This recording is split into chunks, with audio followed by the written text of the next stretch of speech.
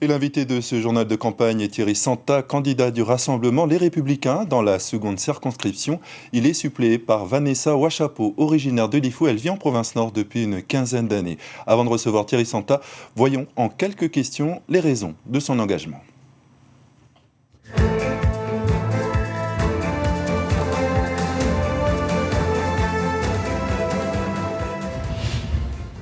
Pourquoi vous présentez-vous aux élections législatives ? Je suis candidat parce que ces élections législatives sont particulièrement importantes à ce moment de l'histoire. Je souhaite apporter mon expérience des institutions et mes connaissances économiques pour améliorer le quotidien des Calédoniens, être un relais des actions de l'État et de l'Europe dans le Pacifique et surtout, et c'est le plus important, participer aux discussions sur l'avenir de la Nouvelle-Calédonie. Quelles sont vos deux priorités si vous êtes élu ? En tant que député de la Nouvelle-Calédonie, j'irai chercher tous les dispositifs nationaux et européens pour aider à la relance économique ici en Nouvelle-Calédonie, pour lutter contre la vie chère et lutter contre les inégalités sociales. Je soutiendrai les secteurs traditionnels de l'économie calédonienne, mais aussi la création de nouvelles filières dans le domaine de l'économie bleue, de l'économie verte, qui permettront de mettre en valeur notre biodiversité exceptionnelle ici en Nouvelle-Calédonie, et d'apporter notre pierre à la lutte contre le réchauffement climatique. Mais en tant que député de la Nouvelle-Calédonie, je porterai également la voix de la majorité des Calédoniens pour construire une Calédonie forte et unie où chacun trouvera sa place légitime. Comment voyez-vous l'avenir de la Nouvelle-Calédonie ? Je vois une Calédonie unie et indivisible au sein de la République française. Une Calédonie qui respecte les principes démocratiques, mais qui tient compte également de nos spécificités. Une Calédonie où chacun vivra bien, en paix, dans le respect de son mode de vie, de ses traditions, de ses croyances, de ses coutumes. Nous devrons trouver les équilibres institutionnels qui vont créer ces passerelles entre les communautés, tout en ayant à l'esprit des principes simples de fonctionnement. La proximité, l'efficacité, et la simplification administrative. Quelle est votre devise dans la vie ?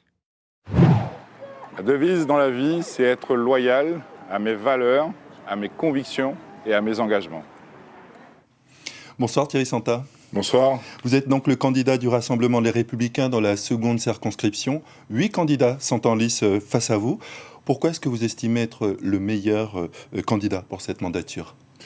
Alors, avant de répondre à votre question, permettez-moi de souhaiter une bonne fête à toutes les mamans de Nouvelle-Calédonie. C'est les Calédoniens qui décideront le 12 et le 19 juin qui sera le meilleur candidat. Moi, ce que je souhaite, c'est arriver à les convaincre que la vision que j'ai de la Nouvelle-Calédonie est la meilleure pour projeter nos enfants, les générations futures, vers l'avenir, aider les entreprises calédoniennes à se développer, à créer des emplois. C'est l'objectif principal de ma démarche en tant que candidat à ces élections législatives. Le fait que vous ayez eu différents mandats en Nouvelle-Calédonie, ça aussi, ça vous a poussé à vous lancer dans la course ?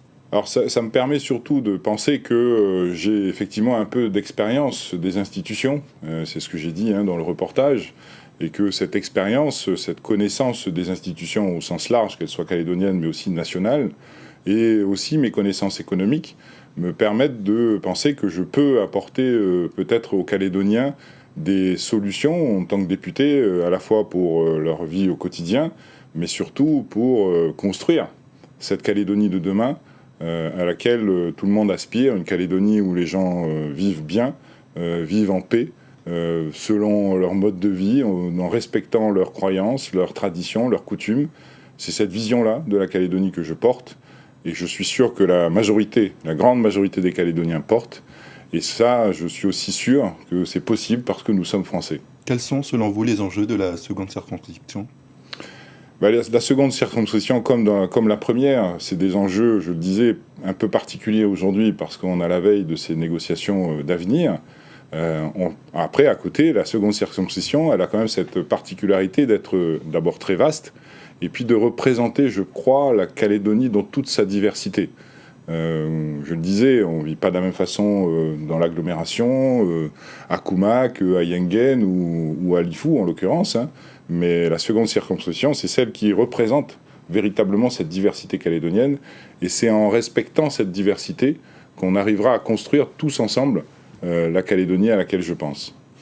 Alors, comment est-ce que vous voyez le rôle d'un député calédonien aujourd'hui, au XXIe siècle? Alors, un député calédonien, le premier rôle qu'il aura, c'est de porter la voix de la majorité des Calédoniens à l'Assemblée nationale.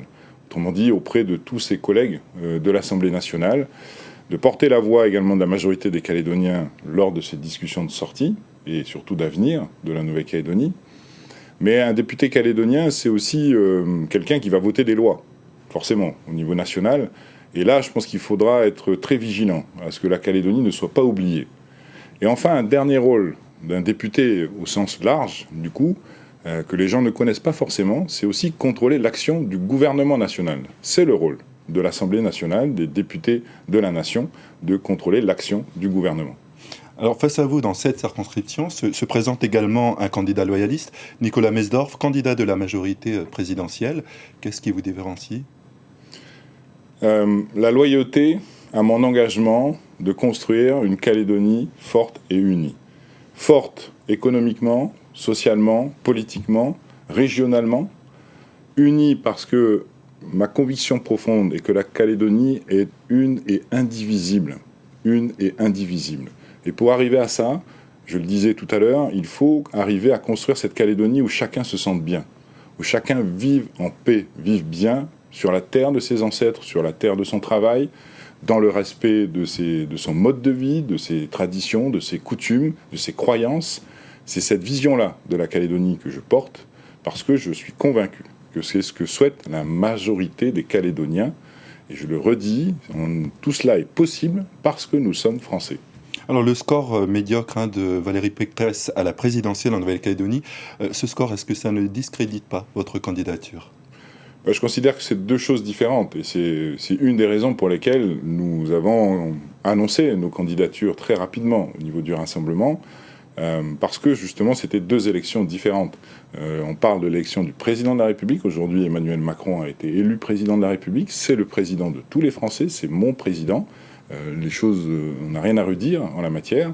Aujourd'hui, on parle de l'élection des députés, et en particulier des députés de la Nouvelle-Calédonie, ici en Nouvelle-Calédonie.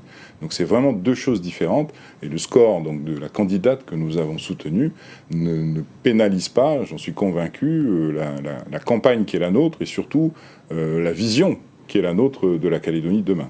Alors comment vous comptez faire évoluer les dossiers de la Calédonie en s'inscrivant dans une démarche d'opposition à l'égard du président de la République et à l'égard du gouvernement en place ?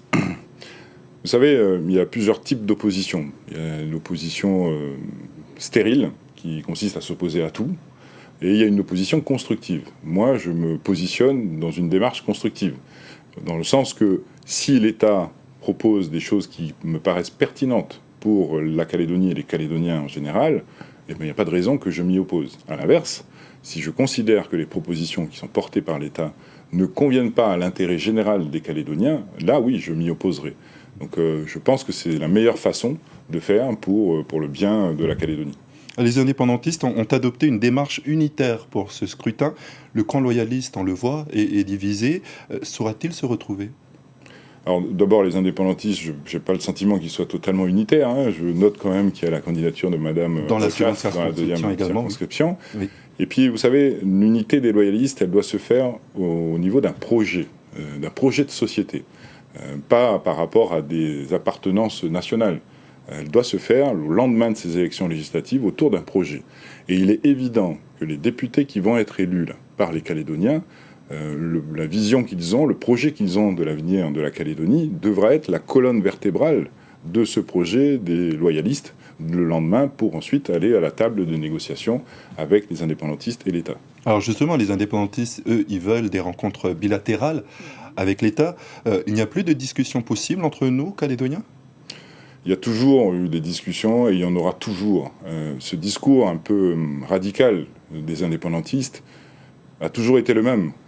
C'était le même avant les accords de Matignon-Oudinot, c'était le même avant l'accord de Nouméa. C'est un discours qui s'adresse d'abord à leurs militants les plus radicaux. C'est un discours qui a pour objectif aussi de faire peur. pour peut-être à la veille de ces négociations servir de discours de pression, voilà, pour ces négociations. Mais moi, je veux rassurer les Calédoniens. Aujourd'hui, les Calédoniens ont choisi que la Calédonie reste française. C'est le choix qu'ils ont fait à 3 reprises. Donc il n'y a pas de raison d'avoir peur. Aujourd'hui, tout le monde est légitime ici en Nouvelle-Calédonie. Que ce soit le peuple premier, c'est une évidence, sur la terre de leurs ancêtres, mais également toutes les autres communautés calédoniennes. Le résultat de ces 3 référendums, pour moi, c'est celui-là. C'est que tout le monde est légitime ici en Nouvelle-Calédonie. La vraie question qu'on doit se poser, c'est plus de savoir si on est indépendant ou pas, c'est comment on fait pour vivre les uns avec les autres, et pour vivre bien les uns avec les autres. C'est à cette question-là qu'on devra répondre le jour où on se retrouvera autour de la table, parce que ça se finira de toute façon autour d'une table de négociation. Alors, quelle sera votre position sur l'avenir institutionnel, sur ces discussions ? C'est ce que je viens de vous expliquer. C'est cette position qui consiste à dire la Calédonie aujourd'hui, elle est française, le cadre, il est défini, personne n'a à y redire, c'était une réalité, les Calédoniens, dans leur majorité, ont choisi, même si de plusieurs milliers d'entre eux, il ne faut pas l'oublier, n'ont pas pu participer à ce choix, faut le rappeler quand même. Mais quand on a dit ça, on n'a pas réglé le problème. La vraie question, c'est comment on fait maintenant pour trouver sa place à chacun, comme un puzzle, vous savez, avec plusieurs pièces différentes, avec des couleurs différentes, pour qu'à la fin, l'image soit la plus harmonieuse possible, de manière à ce que nos enfants, demain, puissent se projeter dans une Calédonie sereine, en paix, que, encore une fois, nos entreprises puissent également se projeter pour pouvoir investir, pour pouvoir créer de l'activité économique, créer des emplois, créer des salaires, lutter contre la vie chère, lutter contre les inégalités sociales.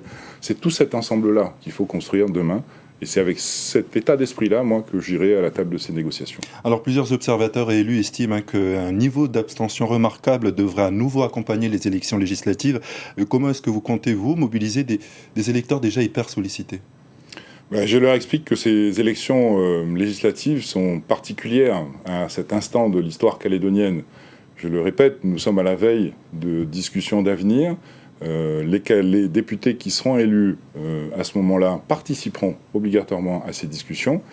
Et particulier au niveau des jeunes, même si c'est peut-être galvaudé ce que je vais dire, mais c'est de leur avenir dont nous parlons. C'est arriver à leur faire comprendre que tout ce qui se discute aujourd'hui, c'est ce qui va influencer leur vie demain. Et donc, ils ont aussi leur mot à dire dans toutes ces discussions. Et la meilleure façon de s'exprimer en démocratie, c'est d'aller voter. Donc j'appelle effectivement tous les Calédoniens à se mobiliser le 12 juin, quel que soit leur choix, de se mobiliser le 12 juin pour aller voter à cette élection législative. Alors Thierry Santa, je vous propose de voir ensemble à présent les questions posées par les internautes calédoniens. La première question. Depuis Roch Pidgeot, le premier député kanak, les loyalistes ont été présents au Palais Bourbon.